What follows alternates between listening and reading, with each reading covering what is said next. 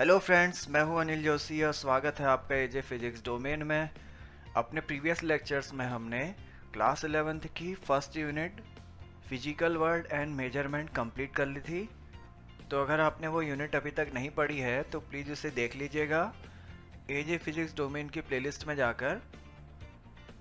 आज हम second unit start कर रहे हैं काइनेमेटिक्स, जिसमें पहला चैप्टर है motion in a straight line. Okay, तो चलिए स्टार्ट करते हैं।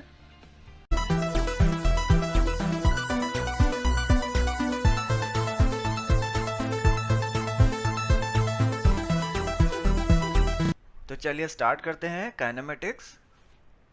तो फ्रेंड्स, इसमें सबसे पहले हमें कुछ टर्म्स समझनी पड़ेंगी। तो फ्रेंड्स, जो काइनेमेटिक्स है वो मैकेनिक्स का ही एक छोटा सा पार्ट है। मैकेनिक्स के अंदर हम स्टडी करते हैं rest and motion of a material object की।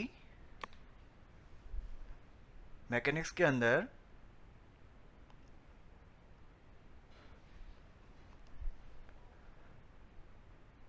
It deals with the study of it deals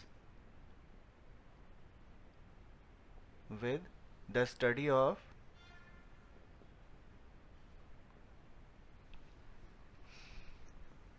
rest and motion of rest and motion of material object.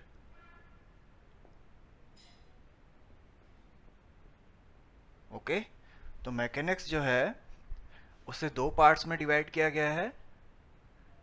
एक तो है स्टैटिक्स, दूसरा है dynamics.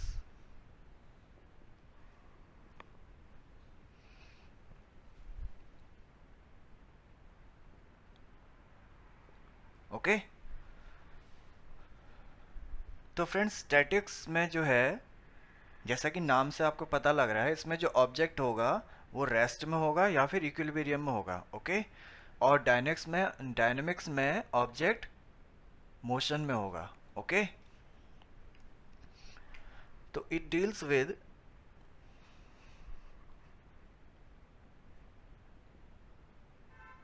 With the study of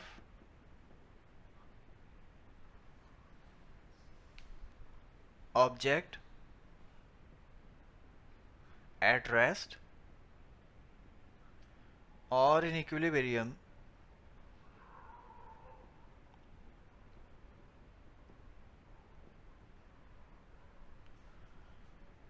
even when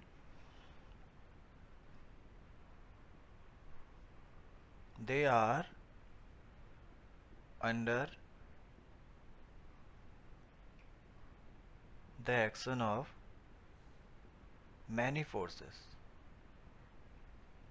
या फिर several forces। Okay, तो जैसे कोई ऑब्जेक्ट है। ओके, ये कोई ऑब्जेक्ट है, सपोज इसमें फोर्स लग रहा है। सपोज एक इस तरफ से फोर्स लग रहा है एफ मैग्नीट्यूड का, और एक इस तरफ से इतना ही फोर्स लग रहा है एफ मैग्नीट्यूड का। तो ये जो ऑब्जेक्ट है रेस्ट की पोजीशन में बनी रहेगी या फिर इक्विलिब्रियम की पोजीशन में बनी रहेगी। क्यों? क्योंकि जितना फोर्स यहाँ से लग रहा है इधर को, उतना ही फोर्स यहाँ से इधर को भी लग रहा है। तो ऑब्जेक्ट जो है वो मोशन में नहीं आएगा। ओके, ये ऑब्जेक्ट जो है इक्विलिब्रियम में बना रहेगा।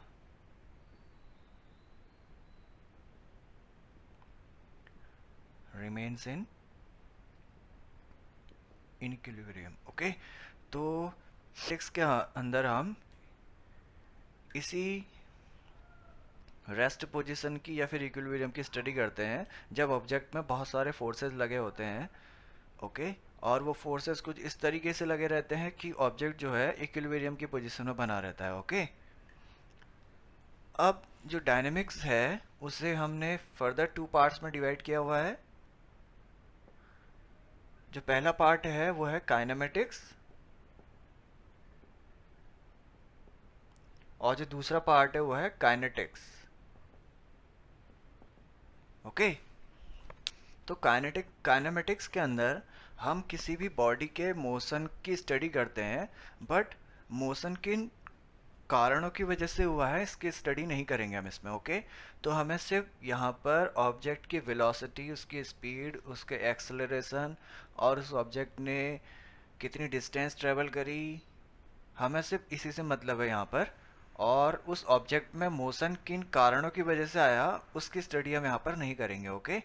और काइनेटिक्स में क्या होता है, इसमें हम ऑब्जेक्ट की के मोशन की स्टडी तो करते ही हैं, लेकिन साथ साथ में उन कारणों की भी स्टडी करते हैं जिससे ऑब्जेक्ट मोशन में आया है, okay. It deals with the study, it deals with the study of motion, study of motion of the bodies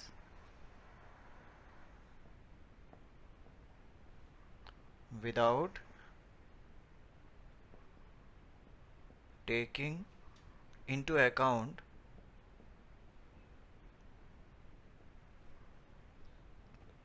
the force which causes motion.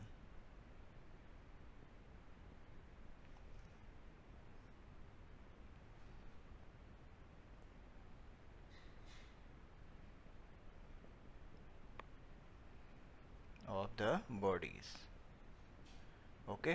तो यहाँ पर हमें सिर्फ ऑब्जेक्ट के मोशन से डील करना है, वो किस तरीके से मूव कर रहा है, कितनी डिस्टेंस ट्रेवल कर रहा है, कितनी स्पीड से जा रहा है ऑब्जेक्ट, कितने टाइम में जा रहा है। तो हमें सिर्फ वहाँ यहाँ पर वही स्टडी करनी है, इक्वेशन ऑफ मोशंस की स्टडी करनी है हमें काइनेमेटिक्स में, okay.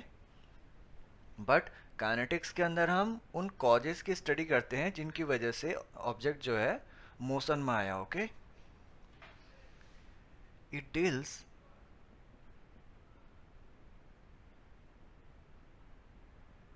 with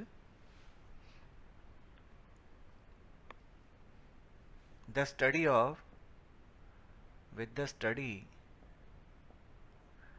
of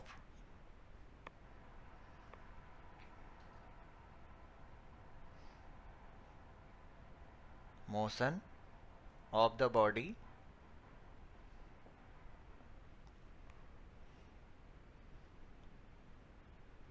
motion of the body is by taking into account the force,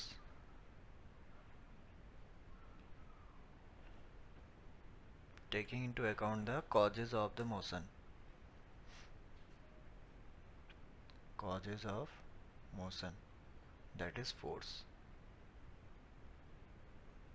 okay. यहाँ पर हम फोर्स को भी स्टडी करते हैं मोशन के साथ साथ, बट काइनेमेटिक्स में हम सिर्फ और सिर्फ मोशन की स्टडी करते हैं, और वो मोशन किन तरीकों से अराइज हुआ है उसकी स्टडी नहीं करते हम यहाँ पर, okay.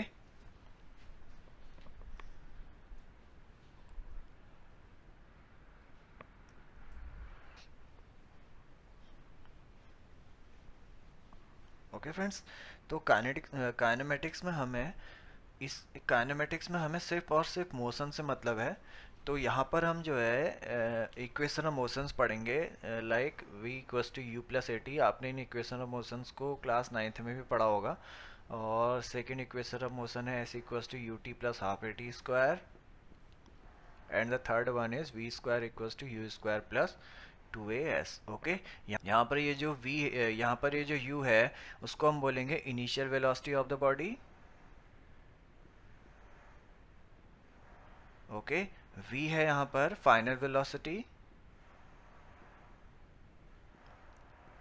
Of the body, okay. a है acceleration of the body, t है टाइम टेकन, जितने टाइम में ऑब्जेक्ट की जो वेलोसिटी है u से v हो गई है, ओके, वो है ये टाइम यहाँ पर। और जो s है वो है distance travelled by the body, distance travelled by the body, okay. किसी टाइम t पर बॉडी कितनी डिस्टेंस ट्रेवल करी वो उसको हम s से रिप्रेजेंट कर रहे हैं यहाँ पर, ओके। तो काइनेमेटिक्स के अंदर हम सिर्फ और सिर्फ मोशन की स्टडी करेंगे, और ये मोशन किस किन तरीकों से अराइज हुआ है इसकी स्टडी हम नहीं करेंगे, ओके। बट काइनेटिक्स के अंदर हम फोर्स की भी स्टडी करेंगे। काइनेटिक्स जैसे ये ऑब्जेक्ट है कोई, ओके, ये ऑब्जेक्ट है, इस पर हमने एक फोर्स लगाया एफ, और इस ऑब्जेक्ट का मास ए एम है, तो ये जो ऑब्जेक्ट है मोशन में आ जाएगा फिर, अगर हम इस पर फोर्स लगाएंगे तो, ओके। जब ये मोशन में आएगा, सपोज इसका एक्सेलरेशन जो है वो ए है, ओके, ए एक्सेलरेशन से ये एक्सेलरेट हो रहा है ऑब्जेक्ट, जब हम इसमें फोर्स लगा रहे हैं एफ, तो ये फोर्स कितना हो जाएगा, F equals to m into a, okay. तो हम यहाँ पर जो इसका इसमें जो मोशन अराइज हुआ है इस ऑब्जेक्ट में, वो किसकी वजह से अराइज हुआ है, इस फोर्स की वजह से अराइज हुआ है, ओके। तो हम यहाँ पर इस फोर्स की भी स्टडी करेंगे काइनेटिक्स के अंदर, ओके। बट काइनेमेटिक्स के अंदर हम फोर्स की स्टडी नहीं करेंगे, ओके। जो ये फोर्स है जिसकी वजह से मोशन अराइज हुए हैं उसकी स्टडी हम इसके अंदर नहीं करेंगे, ओके।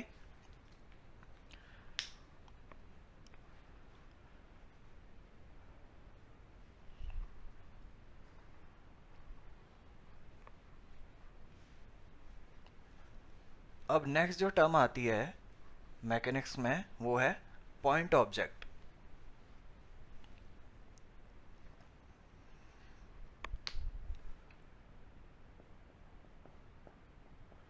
Point object, okay.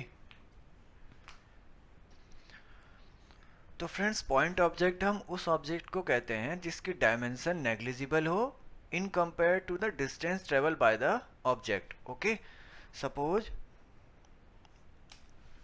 ये कोई ऑब्जेक्ट है, ओके, ये ऑब्जेक्ट जो है इसकी डायमेंशन नेग्लिजिबल है,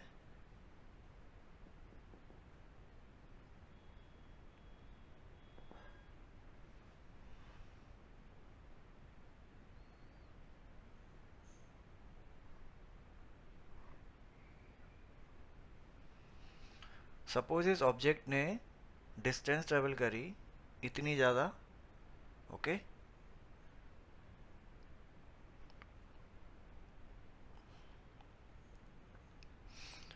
ओके। तो ये डिस्टेंस जो है बहुत ज़्यादा ट्रेवल करी है इसने in comparison to its dimension, okay. इसकी डायमेंशन बहुत कम है लेकिन डिस्टेंस ट्रेवल्ड बाय इट बहुत ज़्यादा है। तो यहाँ पर ऐसे ऑब्जेक्ट्स को हम बोलेंगे पॉइंट ऑब्जेक्ट, ओके। जैसे कोई एक प्लेन है,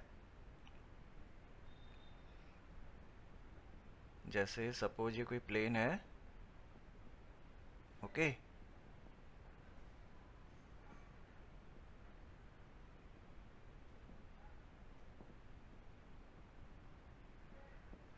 ये प्लेन इंडिया से अमेरिका ट्रेवल कर रहा है,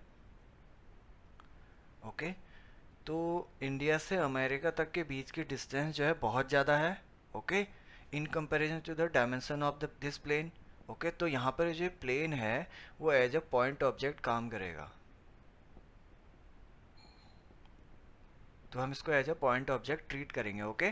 क्यों? क्योंकि ये जो distance travel by the plane है बहुत ज़्यादा है in comparison to the dimension of the plane, okay. तो एक ऐसा ऑब्जेक्ट जिसकी डायमेंशन बहुत कम होती है in comparison to the distance travel by that object, then उस ऑब्जेक्ट को हम पॉइंट ऑब्जेक्ट कहेंगे, okay.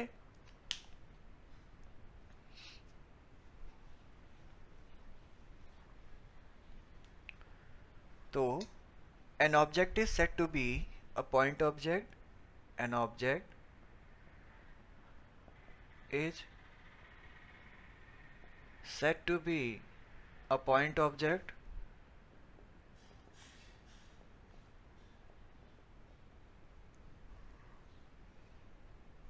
if if its dimension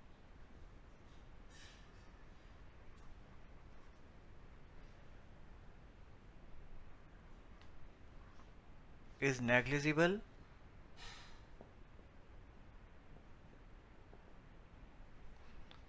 in compared to the distance traveled by it, in compared to the distance traveled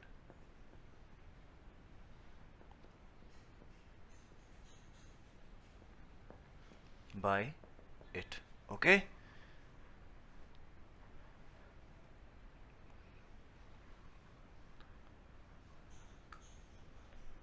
जैसे for example suppose ये अर्थ है, okay, और ये सन है। ये जो अर्थ है सन के चारों ओर रिवॉल्व कर रही है, ओके, इलिप्टिकल ऑर्बिट में।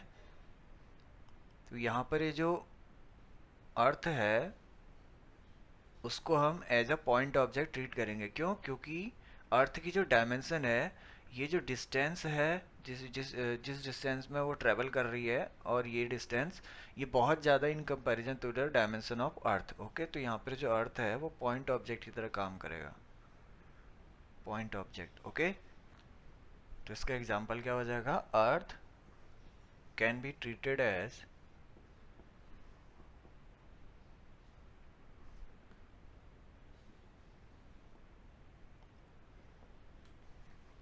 the point object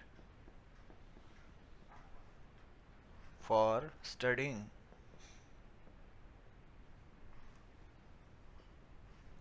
its motion around the sun, around the sun। Okay, जो इसका मोशन है अराउंड द सन, वो जो डिस्टेंस है बहुत ज़्यादा है, okay, in comparison to the dimension of earth. So हम इस अर्थ को पॉइंट ऑब्जेक्ट की तरह ट्रीट करेंगे यहाँ पर। ओके, अब जो नेक्स्ट टर्म आती है काइनेमेटिक्स में वो है रेस्ट एंड मोशन।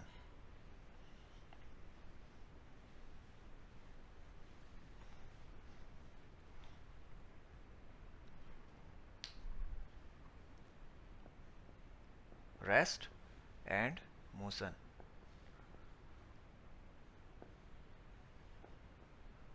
ओके, तो फ्रेंड्स किसी ऑब्जेक्ट को हम कब कहेंगे रेस्ट में और कब वो मोशन में होगा, वो सीखते हैं अब। तो इसमें जो सबसे पहला है वो है रेस्ट। ओके, तो कोई भी ऑब्जेक्ट रेस्ट में कब होगा फ्रेंड्स? जब टाइम के साथ साथ उसकी पोजीशन में चेंज नहीं आएगा उस ऑब्जेक्ट की, तो वो ऑब्जेक्ट क्या होगा? रेस्ट में कहा जाएगा। ओके, जैसे ये ऑब्जेक्ट है, ये किसी time t equals to t1 पर यहाँ पर रखा है, ओके, और जैसे जैसे टाइम बीतता गया, टाइम जो है t2 हो गया। सपोज ये पहला ये जो है 1 सेकेंड है, टाइम बीता, उसके बाद टाइम बीतते बीतते हो गया 10 सेकेंड। ओके, 10 सेकेंड तक भी इस ऑब्जेक्ट की जो पोजीशन है यहीं पर है, x equals to suppose 1 metre है। ओके, ये 1 metre, x equals to 1 metre है, ये इसकी पोजीशन है। ओके, इस ऑब्जेक्ट की तो टाइम जैसे 1 सेकंड से 10 सेकंड हो गया, बट इसकी पोजीशन चेंज नहीं हुई, तो हम क्या कहेंगे? ये ऑब्जेक्ट को रेस्ट में बोलेंगे। ओके, ये ऑब्जेक्ट जो होगा रेस्ट में होगा उस केस में। Okay,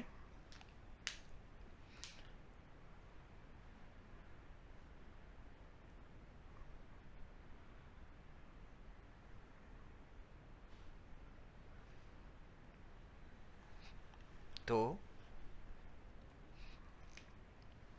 an object is said to be an object is said to be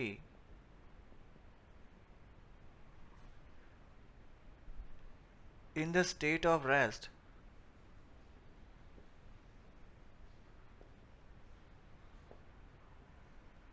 if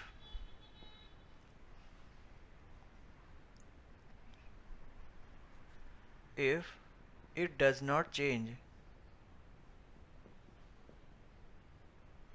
its position with respect to its surrounding, with respect to its surrounding,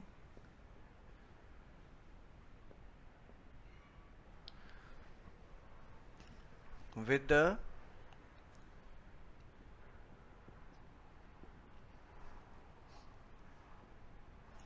passage of time। Okay, तो time बीतने के साथ साथ अगर object की position में change ना हो, तो हम क्या कहेंगे? वो ऑब्जेक्ट क्या है? रेस्ट में है। ओके, या फिर हम इसे इस तरीके से भी कह सकते हैं, when when the position of the body does not change with time then it is called in the state of rest. और इसको हम इस तरीके से भी लिख सकते हैं, when the position of the body does not change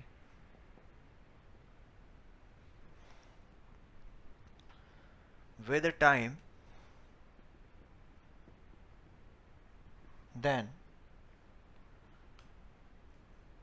the object or body is said to be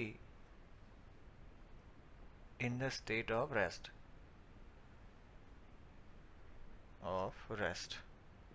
okay, जैसे कोई एग्जांपल,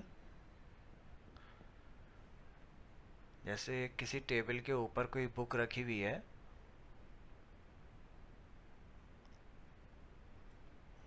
जैसे ये कोई टेबल है, ओके, तो इसके ऊपर हमने एक बुक रखी है।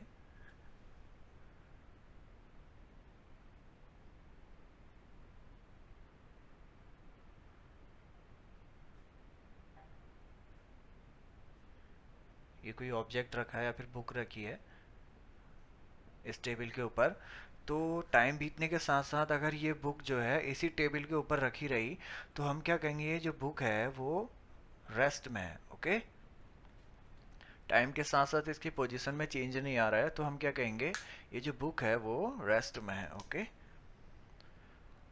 तो ये हो जाएगा book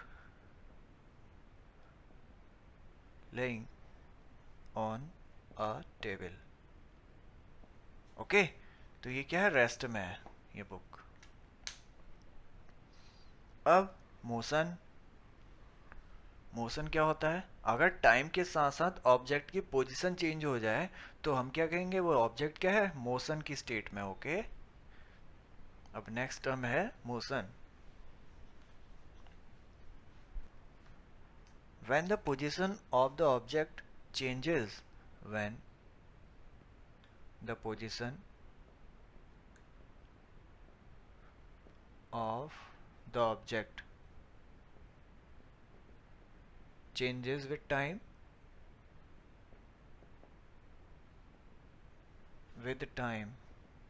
then the object is said to be in the state of motion.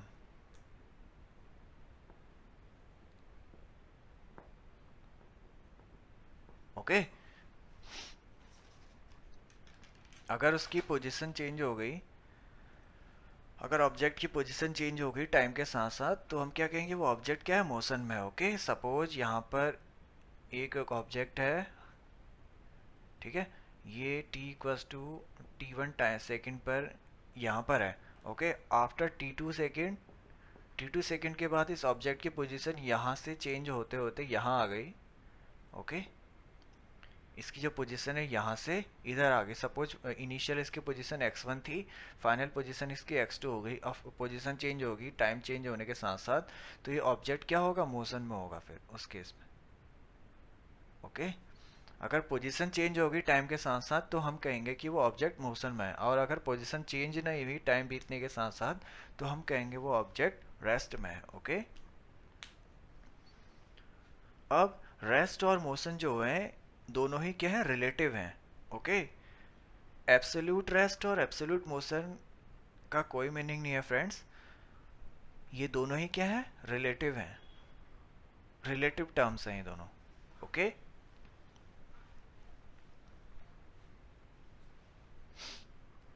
तो rest and motion are relative terms,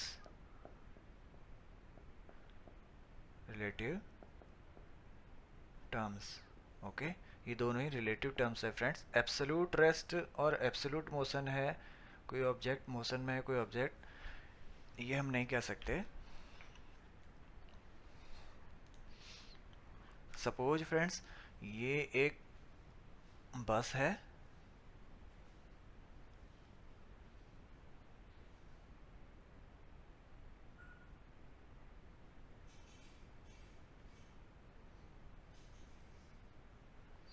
okay.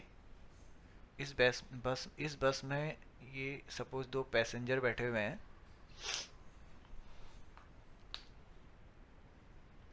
Suppose एक पैसेंजर ये है और दूसरा ये है, ओके। और इस बस के बाहर ये कुछ ऑब्जेक्ट्स हैं, एक पैसेंजर है, एक ये एक आदमी है और कुछ ट्रीज हैं, ओके।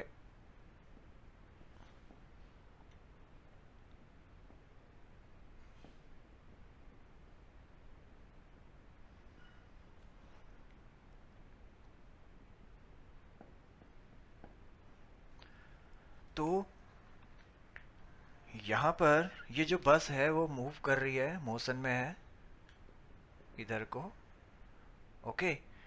तो ये जो बस के अंदर दो पैसेंजर बैठे हैं, ये वाला जो पैसेंजर है ये इस पैसेंजर के रेस्पेक्ट में रेस्ट में है, ओके। गाड़ी के अंदर जो बैठे हैं दो व्यक्ति है, दो पैसेंजर, तो ये जो पैसेंजर है, ये जो इसको थोड़ी देर के लिए मान लो ऑब्जर्वर है ये, तो ये ऑब्जर्वर ये क्या ऑब्जर्व करेगा, ये दूसरे पैसेंजर के रेस्पेक्ट में रेस्ट में है, ओके, गाड़ी के अंदर। बट उसी समय, ठीक उसी समय अगर ये पैसेंजर बाहर देख रहा होगा इसको, तो इसको लगेगा कि ये मोशन में है इसके रेस्पेक्ट में, ये ऑब्जर्वर इसके रेस्पेक्ट में मोशन में, या फिर इस ट्रीज और या फिर इस होम के रेस्पेक्ट में ये मोशन में, ओके।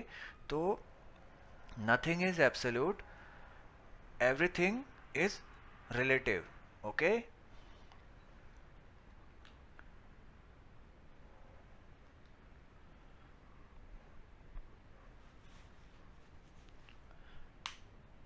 जब ये ऑब्जर्वर इन बाहर वाले ऑब्जेक्ट्स को देखेगा तो गाड़ी तो आगे को जा रही है, तो इसको ऐसा लगेगा ये सारे ऑब्जेक्ट्स पीछे को जा रहे हैं, ओके। तो इस ऑब्जर्वर को ये लगेगा कि ये जो ऑब्जर्वर है ये मोशन में है इनके रेस्पेक्ट में। बट अगर ये ऑब्जर्वर गाड़ी के अंदर किसी पैसेंजर को देखेगा तो उस ऑब्जर्वर को ठीक उसी समय ये भी लगेगा कि ये रेस्ट में है इस ऑब्जेक्ट के रेस्पेक्ट में, इस पैसेंजर के रेस्पेक्ट में, ओके। तो एब्सोल्यूट रेस्ट और एब्सोल्यूट मोशन का कोई मीनिंग नहीं है फ्रेंड्स, ये दोनों ही क्या है, रिलेटिव टर्म्स हैं, ओके। ये वाला जो है पैसेंजर, ये ऑब्जर्वर मान लेते हैं हम थोड़ी देर के लिए, ऑब्जर्वर, ठीक है। ये जब इसको देखेगा तो इसको लगेगा passenger is rest, observer is at rest with respect to the other passenger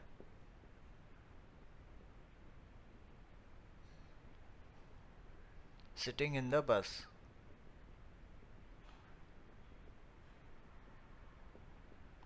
okay. तो इसके रेस्पेक्ट में ये ऑब्जर्वर जो है रेस्ट में है, okay. But at the same time, but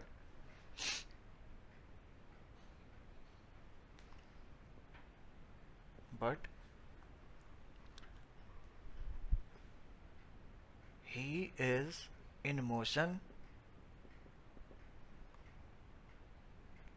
with respect to the objects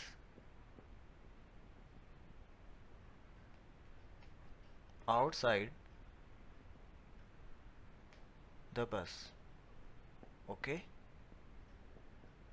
तो ये जो ऑब्जर्वर है इन आउटसाइड जो ये जो वो है ऑब्जेक्ट्स हैं इनके रेस्पेक्ट में ये मोशन में होगा, ओके। हैंस ऑब्जेक्ट्स में B at rest with respect to one object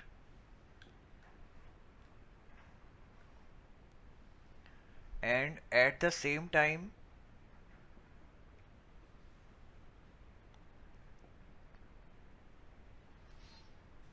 it may be in motion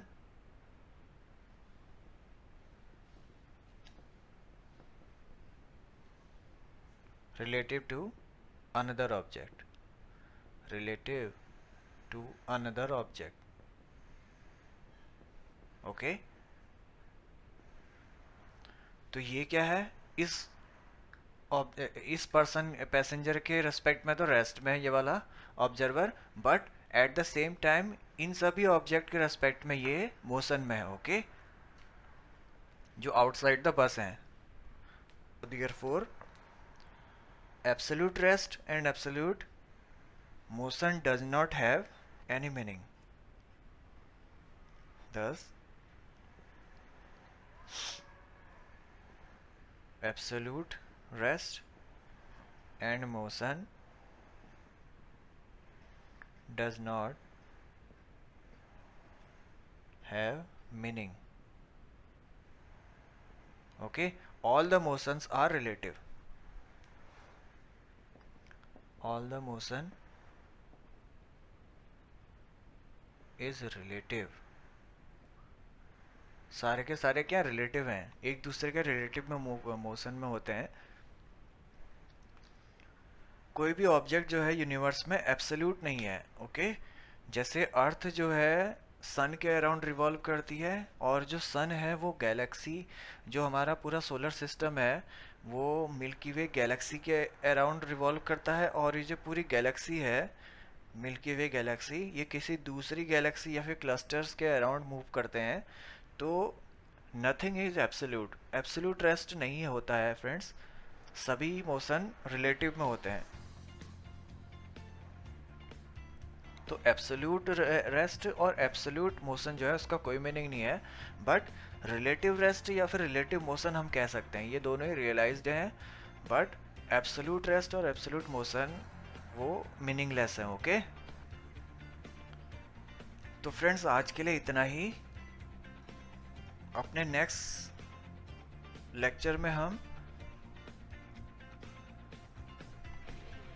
motion in a straight line के अंडर कुछ और इम्पोर्टेंट टर्म्स के विषय में डिस्कस करेंगे, जैसे डिस्टेंस, डिस्प्लेसमेंट क्या होता है, स्पीड, वेलोसिटी क्या होती है, एक्सेलरेशन क्या होता है, और motion in 1 dimension, 2 dimension and 3 dimensions क्या क्या होते हैं ये सब।